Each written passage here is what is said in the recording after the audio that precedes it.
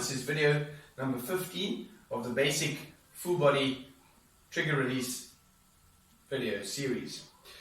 In video 15 we're going to focus on your traps and your rhomboids, but the traps I'm going to split into two sections, upper and lower traps. So for today, for video 15, we're going to do the lower traps and the rhomboids. They will basically be covered together because the lower traps work over the rhomboids in the back. Your trapezius muscle, which is the most commonly known as this one that runs up the shoulder here, this is the upper part of the trap, but the lower part of the trap starts from roughly about here and they go up. So as you can see, it's quite difficult to get any sort of pressure from this angle unless you're a contortionist, which I definitely am not. So with the hands-on approach, it's going to be difficult. We are going to do a series of partner-assisted treatments where I'll show you how to help your wife or your partner, husband, wife, partner, whatever the case is, training partners, whatever, help you to help them, and then I'll show you how you can help someone else. The key around these videos is that it's a tool to assist in keeping yourself released. It's not replacing any therapist or medical personnel. I'm not for 1 second telling you not to go to anyone. I make a living from helping people. I'm a therapist, have been for the last 14 years, and so I rely on people coming to me and I can help them out. And these videos, for no reason do I think you're not going to come into me, but I see in my practice that I am only able to do so much, because if you come to me and you're super tight, I can only release a little bit at a time because the body only allows so much at a time. So these videos are enable for you to release yourself and stay good, and then when you come to see me, I can get so much more done, and we can get such better results working together. You doing your releasing and when you need it, and you'll know when you need it.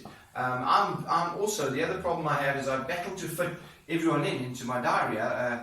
If I work 24 hours straight in a day, I probably wouldn't be able to see everyone in my day that wants to see me in a day. So I'm very blessed, and I'm grateful for that. But I also would like to be able to help people more. So that's what these videos are about. Sorry, I digress a little bit. Video 15, lower traps, rhomboids. Difficult to get into with your own hands from that angle. So we're going to go to the tools. As discussed in the previous videos, cricket ball, you can use hockey ball, trigger ball, anything like that.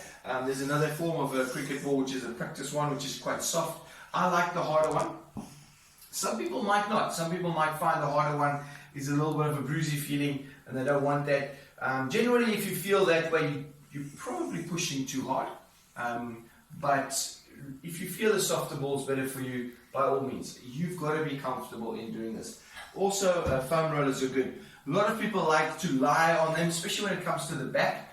I'm not a big fan of that. It's not that you mustn't absolutely do it. I just find that if you can't control the muscle contraction, then it's not going to be as effective. If you force a muscle to release when it's trying to contract, it actually causes complications. So in my opinion, I don't think it's so great, but there are ways of doing it against the wall, and there are in certain instances where once you've been going through this releasing and you do feel that you know when the muscle's contracting and releasing, then by all means add more weight by lying on it, but I believe that can only be done when you're really, really comfortable with the releasing and the techniques.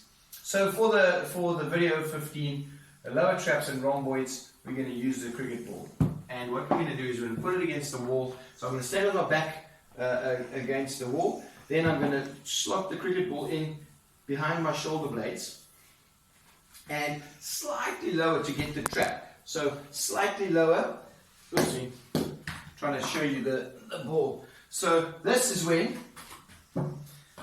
I might use the towel now to show you, to give you a good angle, because now I can grab hold of the ball, I can put it behind my shoulder, and now I can open up nicely and show you right in there. So now what I'm doing is I'm holding the ball, and then I can just roll. And now, remember always, a nice wide base, bend the knees, let the muscles take the weight, not the joints. Now I can work up and down, right in there. You see with this arm, I've got my fingers out, pushing on my chest. what I like about that is by opening up, I'm opening up the shoulder blade is opening up, and I'm getting into those muscles on the inside of the shoulder blade. So right in there. So your rhomboid is right on the inside of the shoulder blade there. So that's where I'm getting into the medium part of the trap. So the trap starts down here. So that's the lower trap. Then I get into the medium trap, and as I get into the middle of the trap, I'm actually getting right there. That's quite a trigger point, getting right up into my head actually.